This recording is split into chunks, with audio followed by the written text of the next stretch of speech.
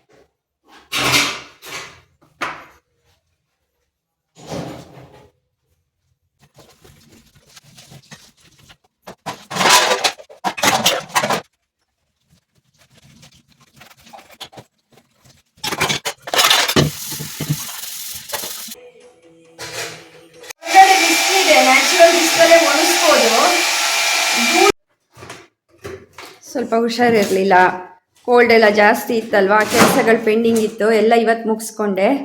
ಹಾಗಾಗಿ ಊಟ ಎಲ್ಲ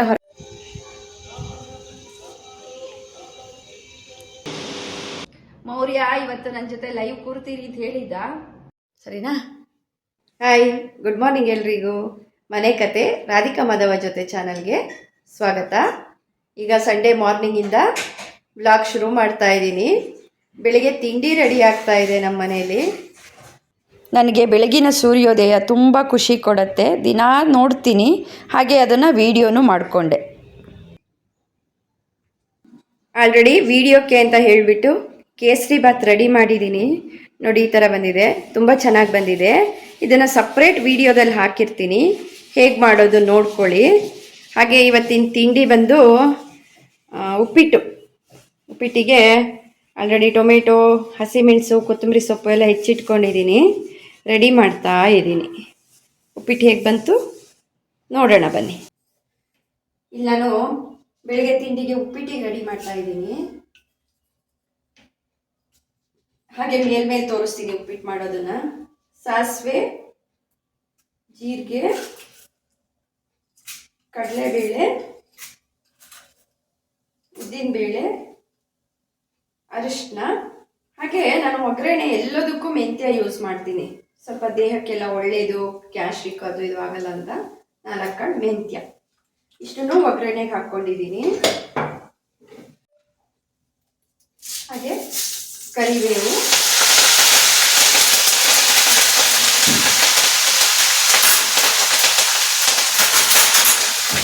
ಎಲ್ಲ ಹಿಂಗೆ ಬತ್ತೆ ತಗೊಳ್ಳಿ. ಕಟ್ ಮಾಡ್ಕೊಂಡಿರೋ ಹಸಿಮೆಣಸು ಹಾಕಿ ಸ್ವಲ್ಪ ಫ್ರೈ ಆದಮೇಲೆ ಇದಕ್ಕೆ ರವೆ ಹಾಕಿ ಹುರ್ಕೊಳ್ಳೋಣ.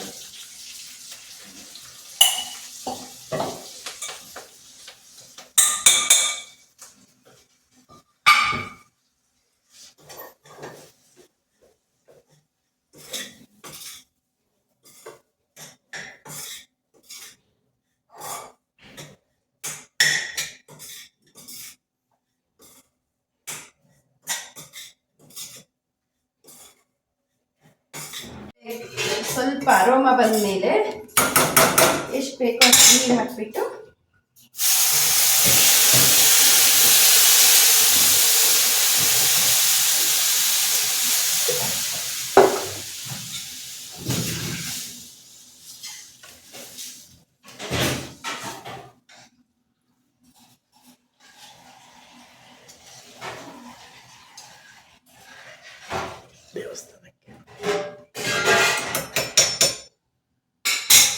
ಇದಕ್ಕೆ ಇವಾಗ ಉಪ್ಪು ಎಷ್ಟು ಬೇಕೋ ನೋಡಿ ಉಪ್ಪು ಹಾಕ್ಕೊಳ್ಳೋದು.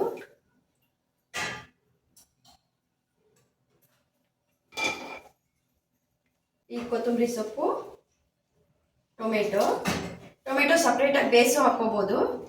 ನಾನು ಹೀಗೆ ಹಾಕ್ತಾ ಇದ್ದೀನಿ, ಚೆನ್ನಾಗಾಗುತ್ತೆ.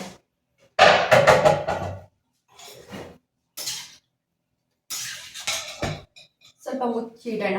ಉಪ್ಪಿಟ್ಟು ಈ ಥರ ರೆಡಿಯಾಗಿದೆ. ಇವಾಗ ತಿಂಡಿ ಮಾಡೋಣ. ಮೌರ್ಯ ಹೇಳ್ತಾನೆ, ಹೇಗಿದೆ ಕಂದ ಉಪ್ಪಿಟ್ಟು ಕೇಸರಿ ಬಾತು? ಕೇಸರಿ ಬಾತ್ ಚೆನ್ನಾಗಿದೆ.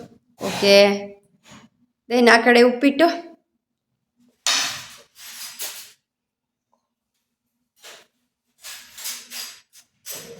ಎರಡು ಚೆನ್ನಾಗಿದೆ. ಚೆನ್ನಾಗಿದೆಯಾ?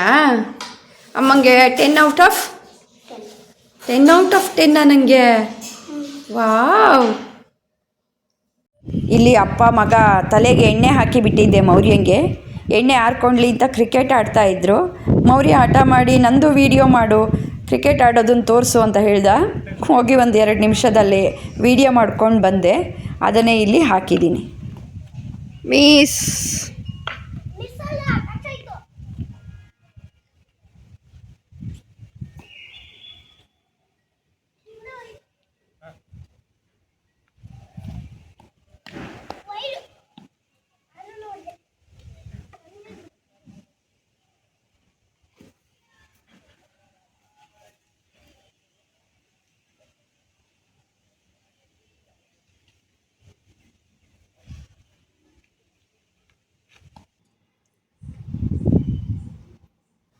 ಇದು ಜೀರಿಗೆ ಮೆಣಸಿನ ಗಿಡ ನೋಡಿ, ಜೀರಿಗೆ ಮೆಣಸು ಬಿಟ್ಟಿದೆ. ಯಾವುದಾದ್ರೂ ಆಯಿಲ್ ಸೌಕೋಬೇಕು, ಇಲ್ಲಾಂದರೆ ಹೇರು ಒಂಥರ ಸುಟ್ಟಂಗಾಗತ್ತೆ, ಒಳ್ಳೇದಲ್ಲ. ಆ್ಯಂಡ್ ಇನ್ನೊಂದು ಏನಂದರೆ, ಇವನಿಗೆ ಈ ಥರ ಹೇರು ಡ್ರೈ ಮಾಡಿಲ್ಲ ಅಂದರೆ ಬೇಗ ಕೋಲ್ಡ್ ಆಗಿಬಿಡತ್ತೆ. ಅದಕ್ಕೆ ಇವನಿಗಿದು ಅಭ್ಯಾಸ ಆಗೋಗಿದೆ. ಯಾಕಂದ್ರೆ ಹೊರಗಡೆ ಬಿಸಿಲಿದೆ, ನ್ಯಾಚುರಲ್ ಬಿಸಿಲಲ್ಲೇ ಒಣಗಿಸ್ಬೋದು. ಧೂಳು ಸಿಕ್ಕಾಪಟ್ಟೆ ಇದೆ, ಮನೆ ಕಟ್ತಾ ಇದ್ದಾರಲ್ವ, ಧೂಳು ಬರ್ತಾ ಇದೆ. ಇಲ್ಲಾಂದರೆ ಒಂದು 5 ನಿಮಿಷ ಬಿಸಿಲಲ್ಲಿ ನಿಲ್ಲಿಸಿದ್ರೆ ಒಣಕೊಳ್ತಾ ಇದೆ.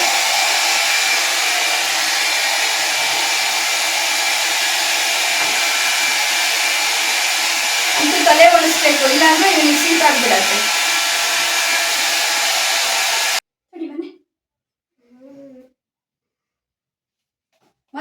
ಮದರ್ ಹೇರ್ ಸ್ಟೈಲ್ ಅಂತೆ ಪುಟ, ಹಿಂಗೆ ಕ್ರಾಪ್ ಹಚ್ಚೋದು. ಎವ್ರಿ ಮದರ್ ಹೇರ್ ಸ್ಟೈಲ್ ಅಂತೆ. ನಿಮ್ಗೆ ಯಾವ ಥರ ಇಷ್ಟ?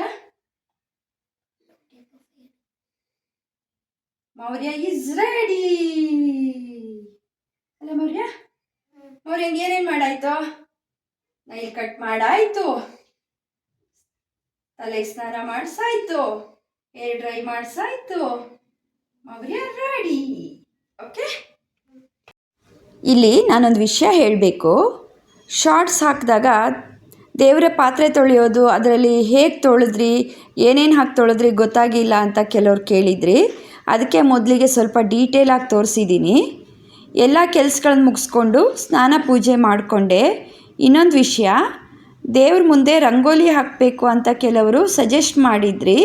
ನಾ ದಿನಾಲೂ ದೇವ್ರ ಮುಂದೆ ಮನೆ ಎದುರುಗಡೆ ರಂಗೋಲಿ ಹಾಕ್ತೀನಿ. ರಾಯರ ಫೋಟೋದ ಮುಂದೆ ರಂಗೋಲಿ ಹಾಕಬೇಕಾ ಬೇಡವಾ ಅನ್ನೋ ಕನ್ಫ್ಯೂಷನ್ ಇತ್ತು. ಈಗ ಹಾಕ್ತಾ ಇದ್ದೀನಿ.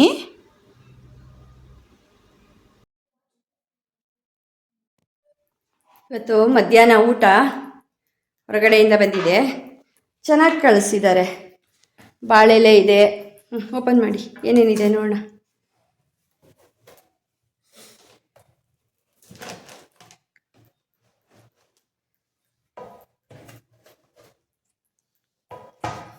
ಚೆನ್ನಾಗಿದೆ ಬಾಳೆಲೆ ಊಟ ಇವತ್ತು.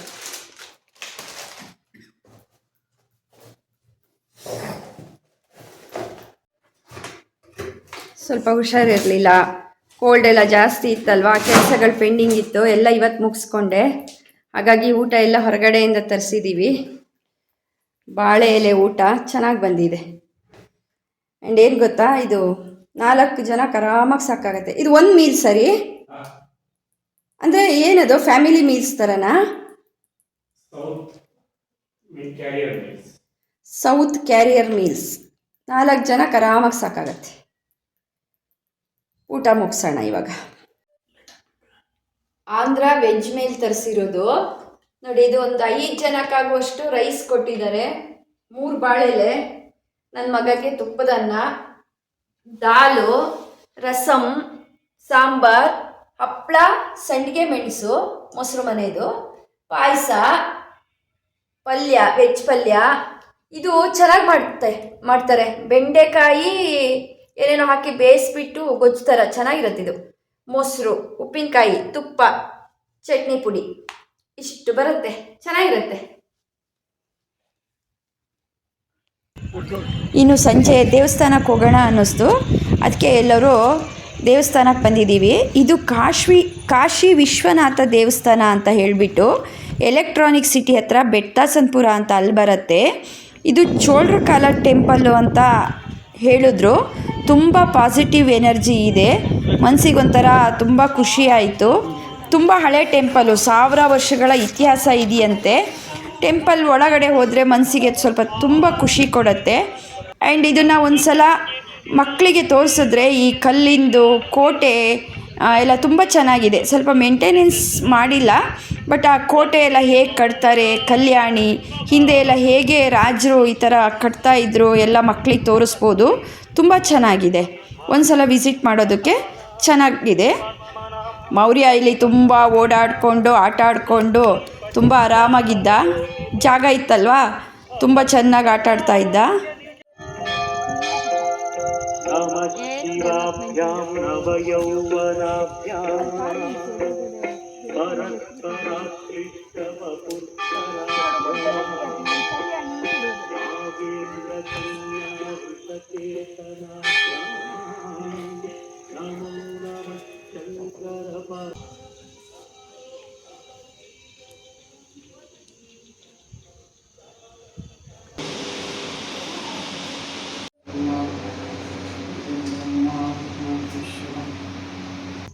ಹಳೆಯ ಟೆಂಪಲ್ಲು ಸ್ವಲ್ಪ ನಿರ್ಜನ ಪ್ರದೇಶದಲ್ಲಿದೆ. ಹಾಗಾಗಿ ಹಾವಿರ್ಬೋದು ಅಂತ ಹೇಳಿದೆ. ಅವ್ರ ಅಕ್ಕ ಹಾವಿತ್ತು ಅಂತ ಹೇಳಿದ್ಲು. ಮೌರ್ಯ ಎದ್ರುಕೊಂಡು ನನ್ನ ಕರ್ಕೊಂಡೇ ಹೋಗು ಅಂತ ಶುರು ಮಾಡ್ದ. ಹಾಗಾಗಿ ಅವನನ್ನು ಎತ್ಕೊಂಡು ನೆಡ್ಕೊಂಡು ಹೋಗ್ತಾ ಇದ್ದೀನಿ.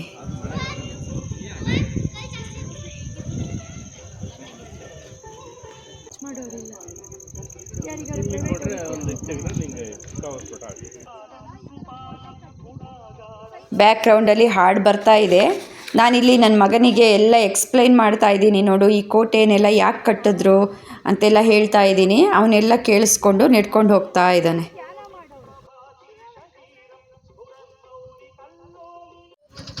ನಂತರ ಅಲ್ಲೇ ಟೆಂಪಲ್ ಎದುರುಗಡೆ ಬೇಲ್ಪುರಿ ಹಾಕ್ತಾಯಿದ್ರು. ತುಂಬ ಚೆನ್ನಾಗಿ ಹಾಕ್ತಾಯಿದ್ರು. ಅಲ್ಲಿ ಬೇಲ್ಪುರಿ ತಿಂದ್ಕೊಂಡು ಮನೆಗೆ ಬಂದ್ವಿ.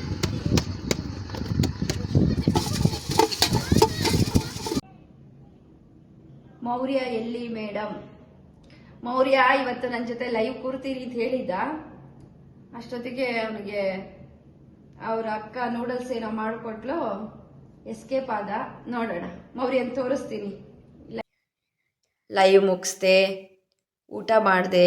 ಇವತ್ತಿನ ದಿನ ಚೆನ್ನಾಗಾಯಿತು. ಇನ್ನೇನು ಸಂಡೇ ಮುಗಿತಾ ಬಂತು. ಇನ್ನೊಂದು ಸ್ವಲ್ಪ ಹೊತ್ತಿಗೆ ಬಿಗ್ ಬಾಸ್ ಮುಗಿಸ್ಕೊಂಡು ಮಲಗೋದು. ಬಿಗ್ ಬಾಸ್ ನೋಡ್ತಾ ಇದ್ದೀನಿ. ಶನಿವಾರ ಭಾನುವಾರ ನೋಡ್ತೀನಿ. ನಿಮ್ಗೆ ಯಾರು ಬಿಗ್ ಬಾಸಲ್ಲಿ ಇಷ್ಟ ಕಮೆಂಟ್ ಮಾಡಿ. ನನಗೆ ಗಿಲ್ಲಿಯವರ ಜೋಕ್ಸು, ಗಿಲ್ಲಿ ಇಷ್ಟ ಆಗ್ತಾರೆ.